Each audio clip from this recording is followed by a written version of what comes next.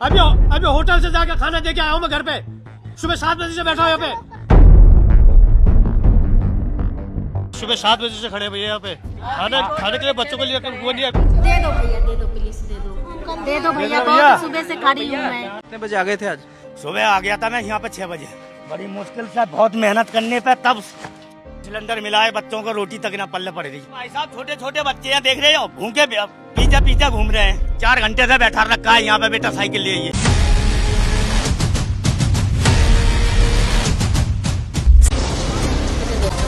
न घर में मकान वाले कुछ न चूल्हा जाने के लिए न यूज करने के लिए कुछ कर रहा है, तो हम कैसे क्या करेंगे? बाल बच्चे को रोड पर लेकर गाँव पर करके गए। अरे यही गैस के बाद 3 दिन भैया खाना नहीं खाया है तो जाएंगे ना भाई। ये सब वो गरीब हैं जो गैस की कमी की वजह से, किल्लत की वजह से इस दिल्ली शहर को छोड़ करके अपने गांव जा रहे हैं। 3 दिन से एक ही टाइम खा रहे थे, इसीलिए गांव चल रही। सरकार से तंग हूँ भाई, गांव में फंसे, गैस नहीं था, जा रहे गांव।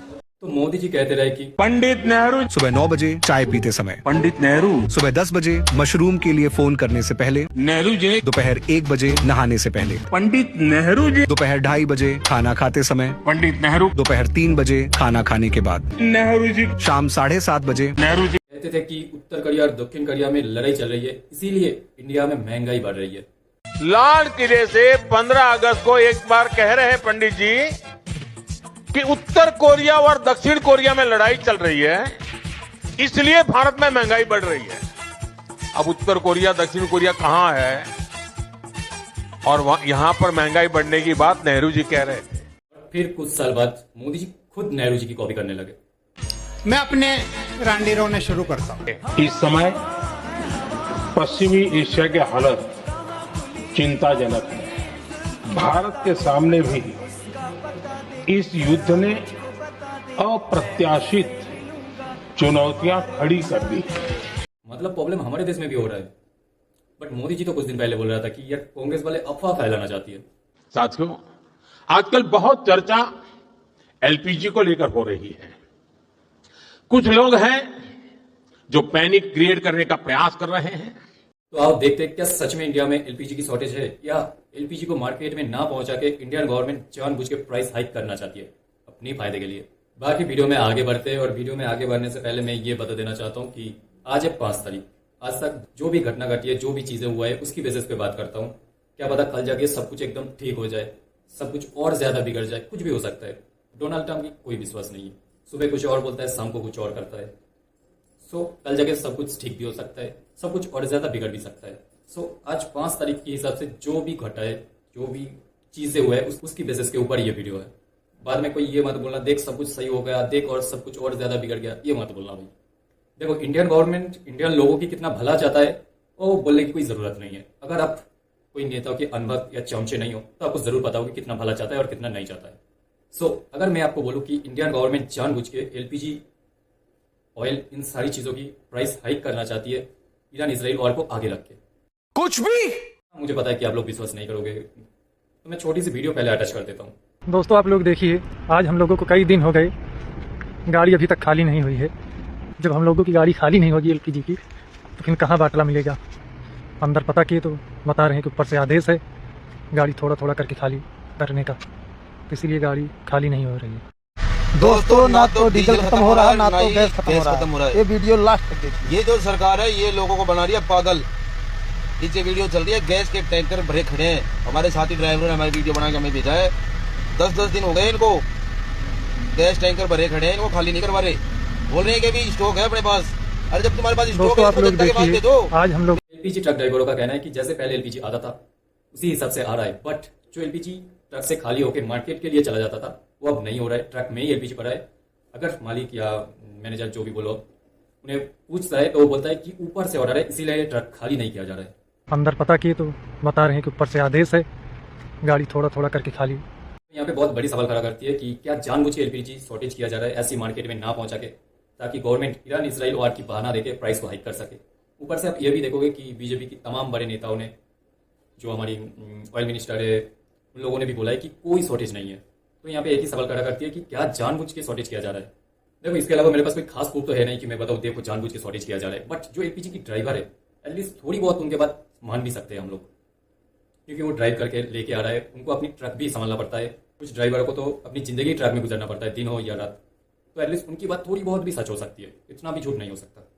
और ऑब्वियसली बात है कि अगर एलपीजी मार्केट में नहीं पहुंचेगा तो शॉर्टेज दिखेगा, जिससे ब्लैक मार्केटिंग होगा। नेता आके ये बता सकते हैं देखो ईरान इसराइल वार की वजह से थोड़ी बहुत शॉर्टेज हो रहा है। एक साइड से बता रहा है कि कोई शॉर्टेज नहीं है, दूसरी साइड से बता रहा है हमें कोरोना की तरह तैयार होना पड़ेगा। तो इन ट्रक ड्राइवरों की बातों के हिसाब से मेरे को तो ऐसा ही लगा है कि जानबूझ के शॉर्टेज किया जा रहा है, मार्केट में एलपीजी ना पहुंचा के उसको प्राइस हाइक करना चाहती है, प्लस ब्लैक मार्केटिंग करके कमाना चाहती है सरकार, या अपनी पॉलिटिकल पार्टी में कोई प्रॉब्लम ना आए इसलिए झूठ बोल रहा है कि कोई शॉर्टेज नहीं है। न खाता हूं न खाने दूंगा। ट्रक ड्राइवरों की बातें सुन के आपको क्या लगा ये भी कमेंट में बताना। देखो, हमें बनना था आत्मनिर्भर भारत, बट जितना दिन बीतता जा रहा है, खास करके ये ईरान इसराइल और यूएस की वार हमें ये दिखा रहा है कि हम कितना विदेशी निर्भर भारत बन चुके हैं। खास करके विदेशी जिन चीजों के ऊपर हम निर्भर है वो अगर नहीं मिला तो इंडिया पूरी तरीके से तबाह हो सकती है, like Cuba.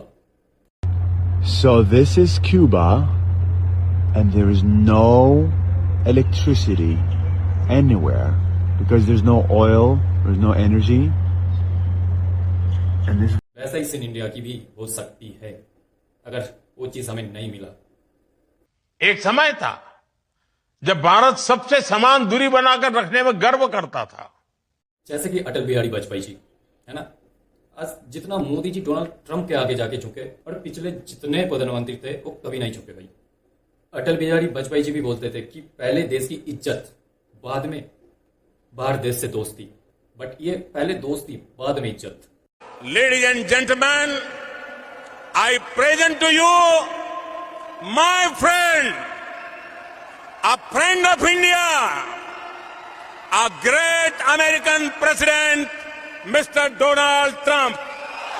Indian government Iran Israel war को आगे रख के एलपीजी और ऑयल की प्राइस तो बढ़ा रही है, बट साथ में ये भी कह रहा है कि हमारी देश में कोई शॉर्टेज नहीं है। इंडियन गवर्नमेंट ये तो कह रही है कि हमारे पास 23 दिन का एलपीजी स्टोरेज की जगह है, लगभग 60-70 डेज का ऑयल स्टोरेज की जगह है।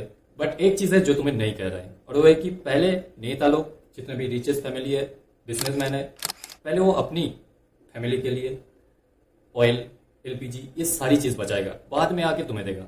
मतलब जो बचा कुचा पड़ा रहेगा वही तुम्हें देगा। हाँ, हालांकि फिलहाल कुछ एलपीजी और ऑयल टैंकर आ चुकी है इंडिया में, इतनी भी दिक्कत वाली बात नहीं है। बट जो हालात अभी ईरान इसराइल यूएस वॉर में है, ये चीज कंटिन्यू चलता गया तो बाद में और भी दिक्कतें पड़ सकती है। पहले यूएस अपनी तीसरी टांगे आगे रख के ईरान और इसराइल वॉर के बीच में घुसा, ये बोलते हैं कि हम ईरान के लोगों को फ्रीडम देंगे, हम की लड़कियों को फ्रीडम देंगे। This is a religious war. Who wins it at the end of the day? Do the radical Islamic terrorists who want to kill all the Jews because God told them to? Who want to kill me because I'm an infidel? Who want to purify Islam, to reject moderation and make everybody a jihadist? This is a big deal. दिन ऐसे फालतू की बहाना देते देते ये चीज पहले सिविलियन तक पहुंच गया, बच्चों की जाने गई, उसके बाद जो एनर्जी सेक्टर है उसके ऊपर जा पहुंचा। और ये चीज बहुत बड़ी दिक्कत देने वाली है अगर ये चीज आगे भी ऐसी चलती रही, और ये चीज बहुत ही प्रॉब्लमेटिक है। अगर देखो, हर एक देश, यूएस ईरान की एनर्जी सेक्टर के ऊपर हमला कर रहा है, ईरान अलग अलग देशों की energy sector like LPG, oil, इन सारी सेक्टर के ऊपर हमला कर रहा है। रसिया यूक्रेन की वार चल रहा है, यूक्रेन रसिया की एनर्जी सेक्टर के ऊपर हमला कर रहा है, ईरान इसराइल की एनर्जी सेक्टर के ऊपर हमला कर रहा है। तो इस तरीके से अगर इन सारी एनर्जी सेक्टर के ऊपर हमला किया गया, वो अगर तबाह हुआ पूरी तरीके से, तो ये ठीक होने में सालों लग जाएगी, और इसकी वजह से सारी देश में प्रॉब्लम क्रिएट हो सकता है। नहीं है, हो रहा है। बेटी एडमिट है, मतलब कागज अलीगढ़ मेडिकल में, उसे छोड़ के आए हम। 4 बच्चे हैं, दोनों मियाँ बीवी हैं, 5-6 परिवार है, गैस सिलेंडर मिल ही नहीं रहा है, बताइए।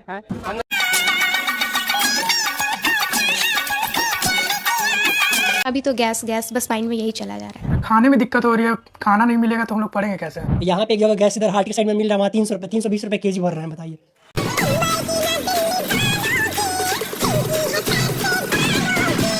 हेलो हेलो, हाँ मालिक। हाँ, अरे मालिक वो थोड़ा सा गलती हो गई। हुआ सर, प्लीज मैं सर कैसे करूँ, मेरी इज्जत जाने वाली है सर, जा रही है। जी सर जी।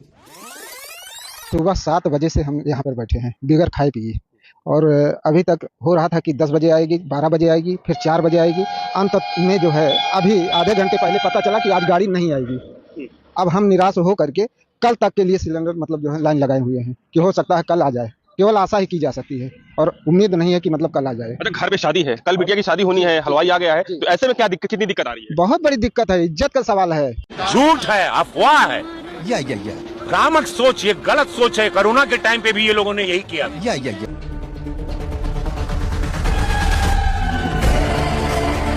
अरे जय गैस के बाद 3 दिन हो गया, खाना नहीं खाया है, तो जाएंगे ना भाई, साहब जाना ही पड़ेगा। वो तो 25 तारीख से हम लोग लगे रहे हैं यहाँ पर। बच्चे छोटा छोटा दूध नहीं पी रहा। और लड़की ढूंढने की उम्र में लकड़ी ढूंढने की नौबत आ गई। कुछ तो कर रहे हैं मोदी जी तगड़ा। गैस सिलेंडर के बाद अब खाने वाला तेल भी महंगा हो गया है। उत्तर प्रदेश में खाने वाले तेल की कीमतों में तेज उछाल दर्ज हुआ है। पिछले 10 दिनों में रिफाइंड और सरसों तेल के दाम 7 से 12 रुपए प्रति लीटर तक बढ़े हैं। थोक बाजार में सरसों तेल 132 से बढ़कर 140 रुपए प्रति लीटर पहुंच गया। सूरजमुखी समेत अन्य तेल भी 10 से 15 रुपए तक महंगे हुए हैं। इस बढ़ोतरी की बड़ी वजह पश्चिम एशिया का तनाव है। सरकार तो कह रही है कि दिक्कत है नहीं। दिक्कत नहीं है तो फिर लेन कैसे लगी? पहले तो नहीं लगती थी, पहले तो नहीं लगती थी, लेन अब कैसे लग रही है? ये तो एजेंसी वाले माल से भर रहे हैं, आगे से माल नहीं आ रहा है। एलपीजी के बाद अब हवाई सफर हुआ महंगा। एयर इंडिया ने टिकट पर फ्यूल सरचार्ज बढ़ाया। पश्चिम एशिया में बढ़ते तनाव और ईरान से जुड़े युद्ध के प्रभाव का असर अब भारत में हवाई यात्रा पर भी दिखाई देने लगा है। एलपीजी संकट के चलते राजस्थान, मुंबई और गुजरात जैसे राज्यों में हालात गंभीर होते जा रहे हैं। कमर्शियल गैस की कमी से राजस्थान में कपड़ा, मार्बल और केमिकल फैक्ट्रियां बंद हो रही हैं। LPG crisis NIT Agartala guys. Dining hall, पूरा हॉल हमारा लड़कियों से भरा पड़ा है, सॉरी लकड़ियां से भरा पड़ा है। Ladies and gentlemen, you are not ready for this. युद्ध हो रहा है वहाँ, लेके आम पब्लिक मर रही है यहाँ पे ना। सरकार से यही कर रहे हैं, कहना है कि नॉर्मल करो भाई, अपना अपना देखो, क्या गरीब को मारने की क्या जरूरत है? बहुत समस्या है, 2 डब्बा जर्नल लाओ लगा दीजिए। 700 रुपए दिहाड़ी है, 500 रुपए कैसे कौन भराएगा? इसकी इफेक्ट पड़ना लगभग सारी देशों में चालू हो चुकी है। ये चीज आगे बढ़ता गया। अगर पूरी तरीके से इन सारी कंट्री की ऑयल सेक्टर बंद हुई, एलपीजी सेक्टर बंद हुई, तो हमें बहुत ज्यादा दिक्कतें झेलनी पड़ेगी। और ये सारी चीज कोई पानी की टंकी या पानी की पाइपलाइन नहीं है जो एक साइड से बंद किया और दूसरी साइड से उसको ठीक करके फिर से चालू कर दिया। जल्दी जल्दी सब कुछ ठीक करने के कारण एक गलती हुआ तो आप एक बार सोच के देखो कि एक एलपीजी सिलेंडर ब्लास्ट होने पर क्या हो सकता है। पर यहाँ पे तो पूरी बड़ी बड़ी टैंकर है, ये चीज अगर ब्लास्ट हुई तो पूरी एरिया को तबाह कर देगा। तो इसलिए ये सारी चीज ठीक होने में लगभग सालों लग सकती है। और जब तक ये चीज परफेक्टली नहीं ठीक होता तब तक किसी भी कंट्री में प्राइस बहुत ज्यादा बढ़ सकती है या बहुत ज्यादा घट भी सकती है, कुछ भी हो सकता है।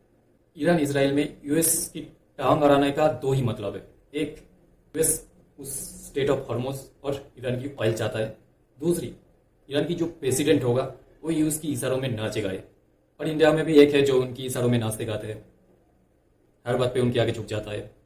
हमें ये तो बता रहा है कि हमें 30 डेज का एलपीजी स्टोरेज की जगह है, 60 to 70 डेज का क्रूड ऑयल स्टोरेज की जगह है। बट ये चीज तभी तुम तक पहुंचेगी जब नेता, बड़ी बड़ी बिजनेसमैन, रिचेस्ट फैमिली वो अपनी पेट भरेगा, अपनी बचाव करके रखेगा, तब जो बचा कुचा रहेगा वो आप तक पहुंचेगा।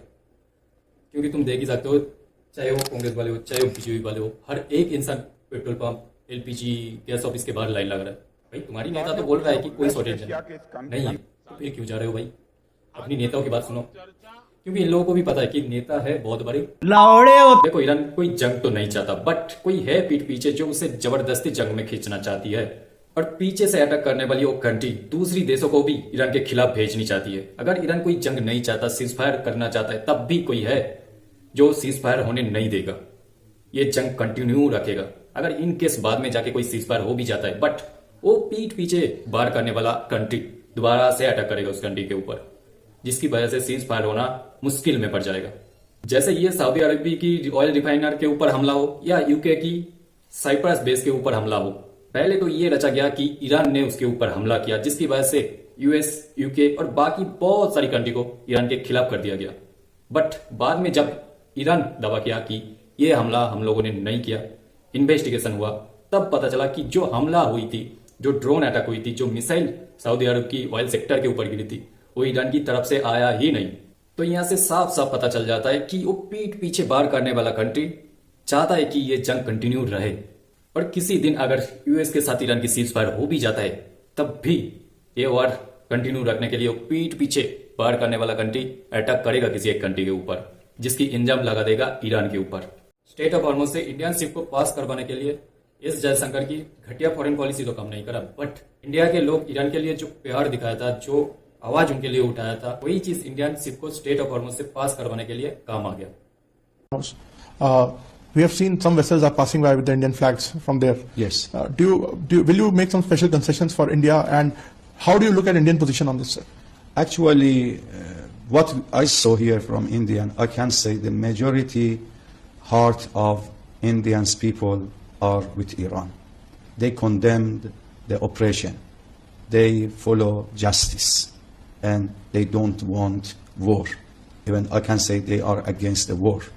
And they show their loyalty with the oppressed people, even with the children of the girls' school and the school which is attacked by United States. And they show their sympathy, their solidarity. People in India came out in support of Iran. They came out on streets, demonstrated from Kashmir to Lucknow to Delhi.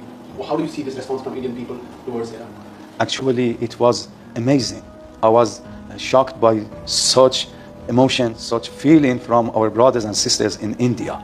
They have come out. Never I expected such emotion and feeling from our dear brothers and sisters in India. They came out. They didn't, I can say, they didn't come out because of Iran, but they come out to show that they have morality. They have their own humanity. ऐसी video देखने के बाद कुछ अनभक्त फिर भी नहीं मानते। खैर छोड़ो, उनका काम है, कुत्तों का काम होता है कि मालिक के लिए भोगना, वही कर रहे हैं वो लोग, छोड़ो उनकी बात। न तो देश में पेट्रोल डीजल की कमी है, न तो कुकिंग गैस सिलेंडर की कमी है। अगर सच में कोई एलपीजी की शॉर्टेज नहीं है तो क्यों गवर्नमेंट 21 स्टेट को 60 डेज के लिए केरोसिन बेचने के लिए परमिट दे रहा है? क्यों फिर से राशन कार्ड और पेट्रोल पंप के बाहर केरोसिन बेचने के लिए परमिशन दे रहा है? देखो, शॉर्टेज नहीं है ये एक अच्छी बात होती है, बट जब हम ग्राउंड रियलिटी चेक करते हैं या ऐसी न्यूज पढ़ते हैं कि गवर्नमेंट परमिट दे रहा है 21 स्टेट को 60 डेज के लिए कि अब केरोसिन बेचो राशन के साथ और पेट्रोल पंप के बाहर, तब जाके एक शक की पैदा होता है। ऊपर से ग्राउंड रियलिटी कुछ और ही दिखाई दे रहा है। अगर सच में कोई एलपीजी की शॉर्टेज नहीं है तो क्यों गवर्नमेंट जो एलपीजी लेने की टाइम है, एक सिलेंडर लेने के बाद जो टाइम थी वो हर बार डबल करती जा रही है? चलो मानता हूँ कि कुछ लोग पैनिक में आके उनकी घर में जितने भी सिलेंडर है वो जल्दी जल्दी भर है, जिसकी वजह से दूसरे लोगों को एलपीजी मिलने में थोड़ी दिक्कतें हो रही है। बट जिसकी घर में पूरी तरीके से गैस से ही खाना बनती है और लगभग उसकी जो सिलेंडर है वो 30 दिन के अंदर खत्म हो जाती है, बट यहाँ पे 40-45 डेज तक बढ़ा दी गई है लिमिट, तो उस 10 दिन या 15 दिन क्या करेगा? कहाँ से खाना जुटाएगा? जो हॉस्टल में स्टूडेंट पढ़ने के लिए जाते थे वहाँ पे खाना ना मिलने के कारण, एलपीजी प्राइस हाइक करने के कारण वो लोग घर वापस आ रही है, जिसकी वजह से उनकी पढ़ाई पर भी असर पड़ रही है। जो लोग कहीं पे काम करने के लिए गया था, किसी फैक्ट्री में, किसी दूसरे स्टेट में, वहाँ पे एलपीजी शॉर्टेज की वजह से, खाना ना मिलने की वजह से या खाने की प्राइस हाइक होने की वजह से उन्हें दोबारा वापस घर आना पड़ रहा है। और आप अगर काम नहीं करोगे तो ऑब्वियसली बात कि आपको सैलरी भी नहीं मिलेगी। ये भी बहुत बड़ी दिक्कत है। जो रेस्टोरेंट है जहाँ पे कमर्शियल गैस लगता था वो बंद हो रही है। रेस्टोरेंट बंद होने के कारण जो वहाँ पे आसपास लोग होटल, हॉस्टल या ऐसे लोग जो कहीं दूसरी स्टेट में काम करने के लिए गया है, जो लोग रेस्टोरेंट में खाना खाने के लिए जाता था, उनको या तो प्राइस ज़्यादा में मिल रही है या तो वो रेस्टोरेंट ही बंद होने की कगार में आ चुकी है। तो एक रेस्टोरेंट बंद होने के कारण, एलपीजी ना मिलने के कारण सिर्फ ऐसा नहीं है कि घर की लोगों को ही दिक्कतें चलनी पड़ी है। जो लोग बाहर है, रेस्टोरेंट चलाता है, फूड डिलीवरी करता है, इन सारे लोगों को मुश्किल में पड़ना पड़ रहा है। कुछ फैक्ट्रीज मैंने देखा जहाँ पे सिलेंडर लगता था, पहले कोयले से काम चलाता था, बट कोयले को बंद करके अभी सिलेंडर से काम चलाना पड़ता है, जो कि एक अच्छी डिसीजन भी था क्योंकि कोयला जलाने से नेचर भी खराब हो रही थी, जो एक्यूआई है उसके आसपास वो भी खराब हो रही थी, जो कि एक अच्छा डिसीजन था गवर्नमेंट की। बट एलपीजी शॉर्टेज होने के कारण उन सारे फैक्ट्रीज जिनमें काम करने के लिए एलपीजी की जरूरत पड़ती थी वो सारी फैक्ट्रीज बंद हो चुकी है। इसराइल वॉर का असर अब गुजरात पर भी पड़ रहा है। मोरबी के सैनिक उद्योग केंद्र में कई फैक्ट्रीज हैं जिनमें इस्तेमाल होने वाली प्रोपेन गैस की शॉर्टेज हो गई है। एलपीजी संकट के चलते राजस्थान, मुंबई और गुजरात जैसे राज्यों में हालात गंभीर होते जा रहे हैं। कमर्शियल गैस की कमी से राजस्थान में कपड़ा, मार्बल और केमिकल फैक्ट्रियां बंद हो रही हैं। कुछ तो बंद होने की कगार में है और अगर चल भी रहा है उसे अगर दुगनी दाम में एलपीजी खरीदना पड़ रहा है तो उस फैक्ट्री से जो भी चीजें बन रहा है वो ऑब्वियसली बात मार्केट में ज्यादा प्राइस में ही बिकेगा।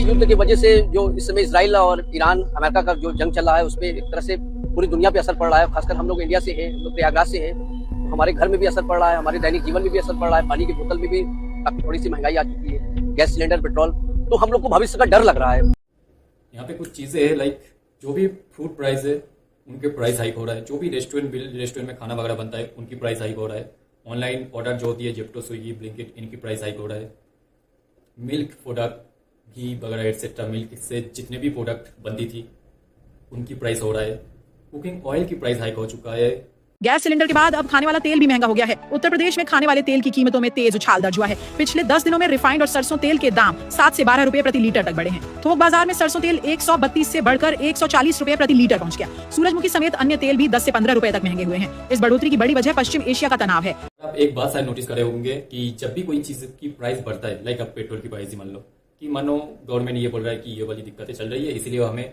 1-2 रुपए पेट्रोल प्राइस बढ़ाना पड़ेगा। ठीक है, बट वो 1-2 रुपए जब वो प्रॉब्लम ठीक होता है तब भी कम नहीं होता है। हालांकि उसके दूसरे साल फिर बढ़ जाता है, बट कम कभी भी नहीं होता है। और जितने भी प्राइस चीज़ों की बढ़ी है, बहुत कम चांसेस है कि उसकी प्राइस बाद में जाके कम हो जाए। ये वही चीज़ है जिसकी प्राइस कभी कम होती हुई नहीं देखा। आप 120 रुपए जो पेट्रोल ले रहे हैं उसका भाव हम 15 रुपए लीटर करेंगे। हाँ, बस ये देखिए, ये जुमला है, ये भाषण देने का एक तरीका है, एक जुमला है। देखो, जो पॉलिटिकल पार्टी झूठ बोल के हिंदू मुस्लिम करके सत्ता में आया है, कोई इससे ज्यादा क्या ही बोल सकता है बताओ। हर बार झूठी तो बोलेगा ना इलेक्शन जीतने के लिए। जैसे मोदी जी ने अभी कुछ बोला तो सुनो। मुझे बताइए, अगर इसी प्रकार से महंगाई बढ़ती गई तो गरीब क्या खाएगा?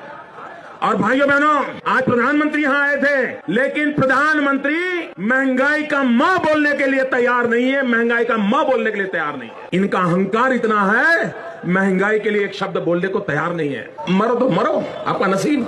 अबे कोई मोदी जी को जाके इस वीडियो को दिखाओ यार, कहाँ चले गए अब? न खाता हूँ न खाने दूंगा। अरे इतनी परफेक्टली कोई वादा पूरा करता है क्या, बताओ? आप बताइए, आपके घर में खाना बना नहीं बना? नहीं बनाई है, 4 दिन हो गया बनना नहीं बना है। 4 दिन से जी। तो सिलेंडर लेने कितने दिन से आ रही हैं? सिलेंडर हम 4 दिन से दौड़ रहा हूँ। 4 दिन से? 4 दिन से सिलेंडर ही नहीं मिला। मेरे बच्चे सब भूखे मर रहे हैं। अभी होटल से जाकर खाना दे के आया हूँ मैं घर पे। सुबह 7 बजे से बैठा हूँ यहाँ पे।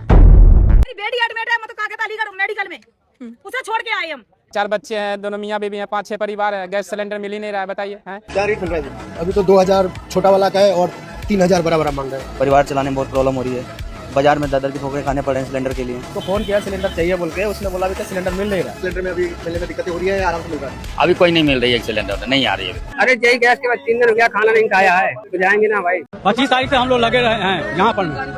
बच्चे छोटा है, दूध नहीं पी रहा।